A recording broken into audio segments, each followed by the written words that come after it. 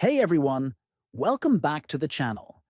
Today I'm going to show you how to delete your Best Buy account directly from the mobile app. If you no longer want to use your account or want to start fresh, this guide will walk you through the process. First, open the Best Buy app on your mobile device.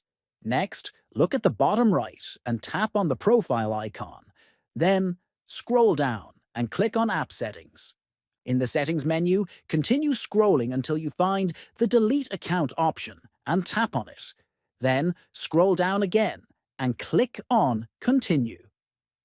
You will be prompted to log into your account, so enter your credentials to proceed. After logging in, click on Skip for now to bypass any additional prompts.